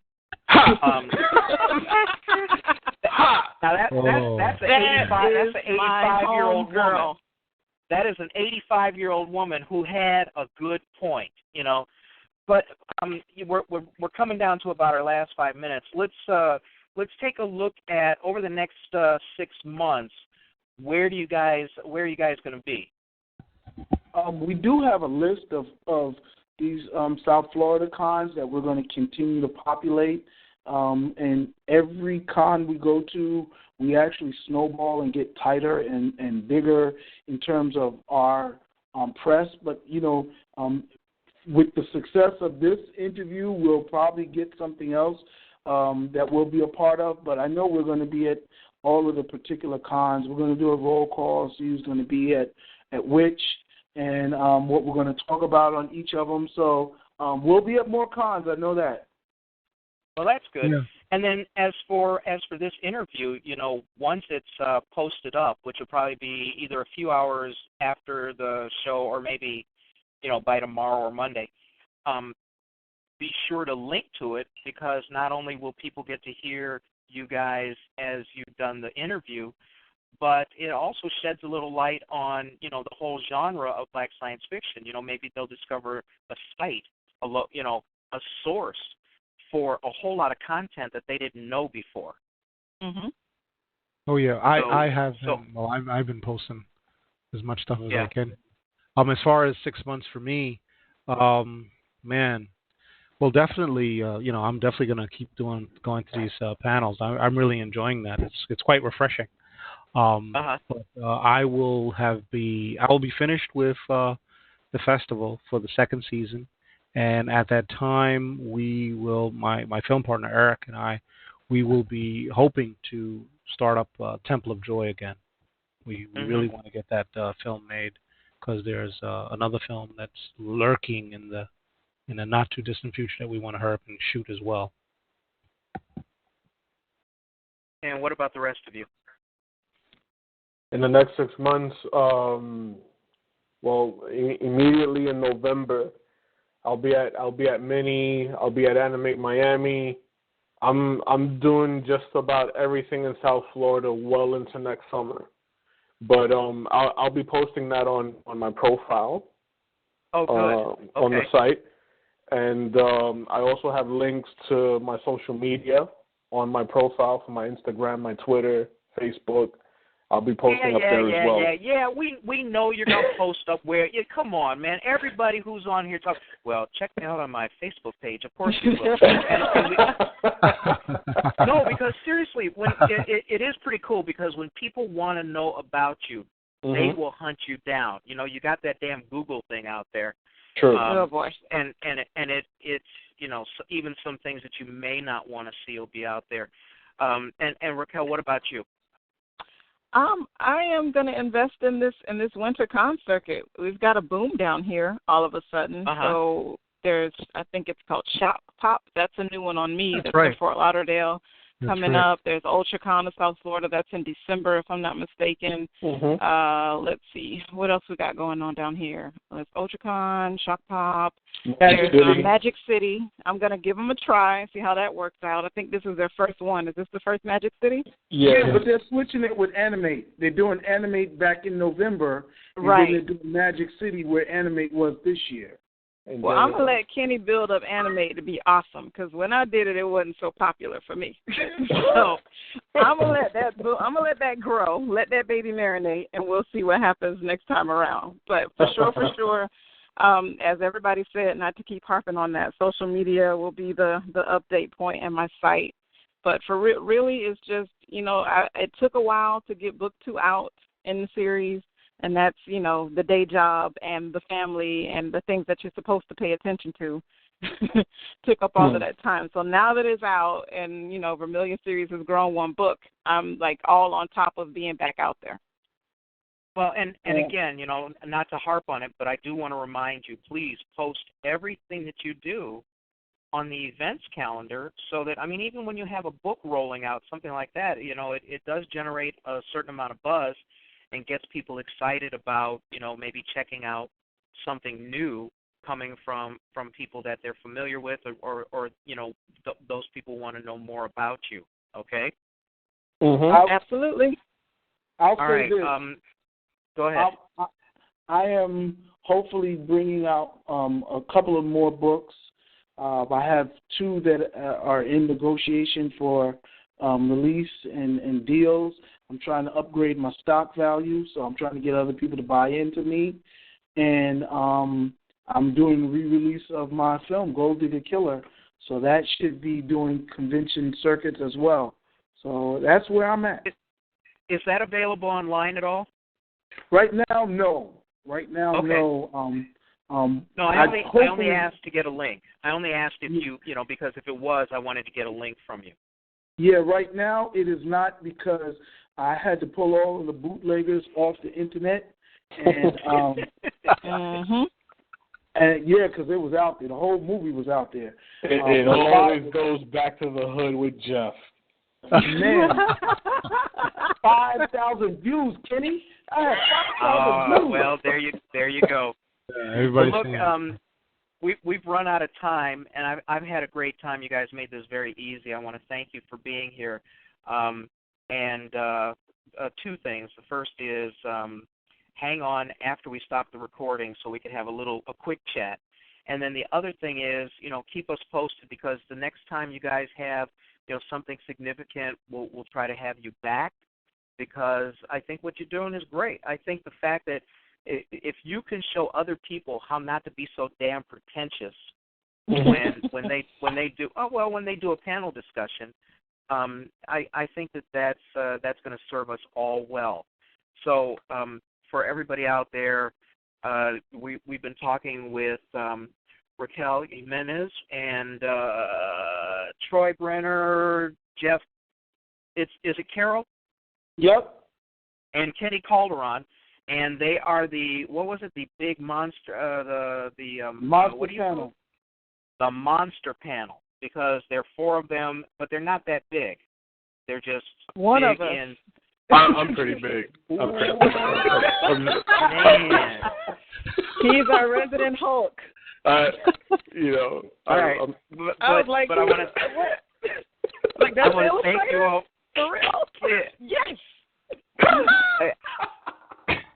I want to thank you all for sharing your infighting with us. That's been fun to listen to. And on behalf of, let's see, I'm going to see if Jarvis is going to jump in or not.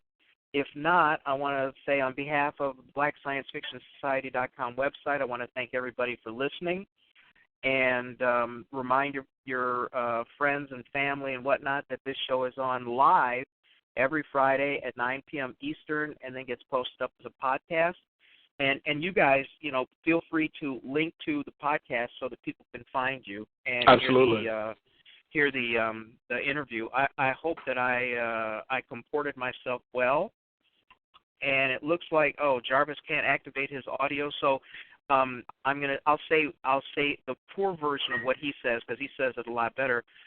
Thank you all for coming here. I want to thank everybody for the support that they give BlackScienceFictionSociety.com, this radio show, and all of the content creators who contribute, and the readers and viewers who come by to check out the site. Thanks everybody for being here, and we will see you probably next Friday. So thanks, guys. I appreciate it. Thanks for having us. Thanks for having us. Yeah, thanks. All right. Jinx. Goodbye. All right, hang on. Good luck. Yeah. Oh, maybe Jarvis can't do his little control thing there. He does the show. He's in Tennessee. I'm up here in Chicago, and he does the board down there. So anyway, I wanted to thank you. Usually we have a little chat here, but since it's going to keep recording, I don't want to keep doing that. But I want to thank you. I'm a content creator, and the coolest part about doing this show is meeting other people who do the same sort of thing.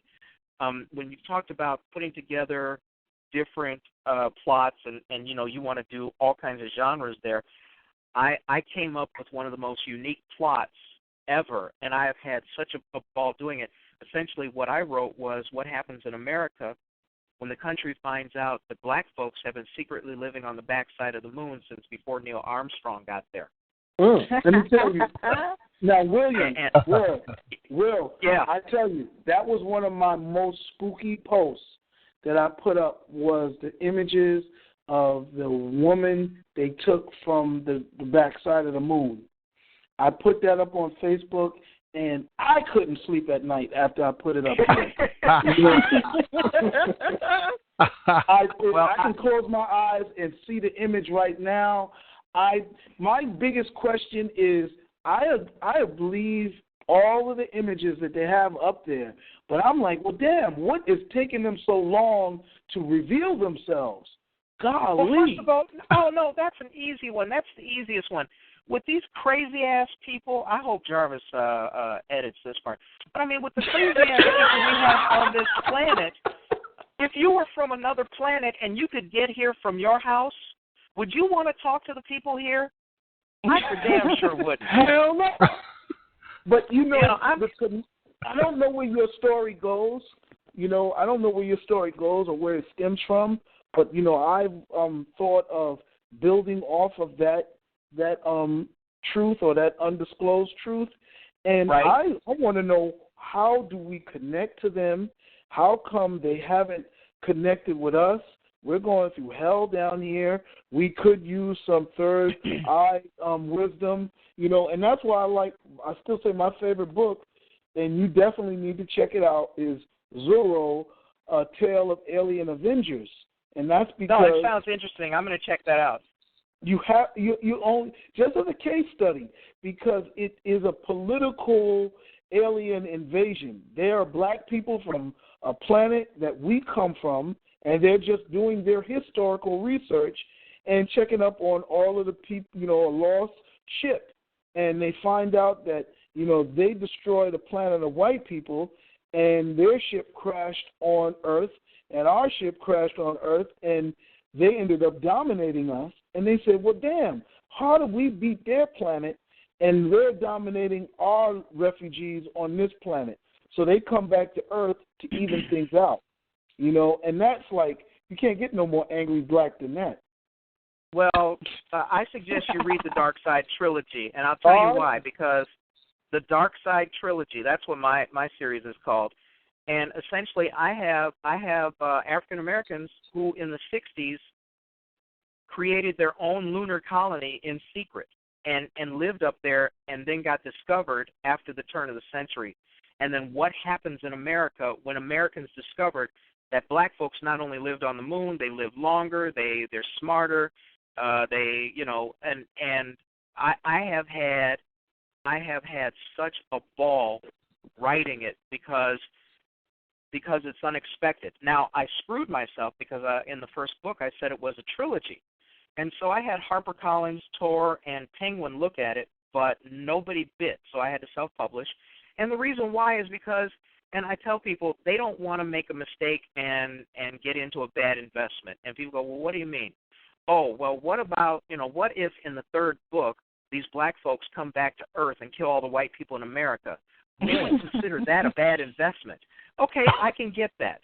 That's not what happens, but when somebody writes something that says, oh, it's going to be 3 volumes, I can see people wanting to make sure they don't make a mistake. So the third one, make sure they don't make a mistake. So the third one, make sure they don't make a mistake. So the third one, make sure they don't make a mistake. So the third one, make sure they don't make a mistake. So the third one, make sure they don't make a mistake. So the third one, make sure they don't make a mistake. So the third one, make sure they don't make a mistake. So the third one, make sure they don't make a mistake. So the third one, make sure they don't make a mistake. So the third one, make sure they don't make a mistake. So the third one, make sure they don't make a mistake. So the third one, make sure they don't make a mistake. So the third one,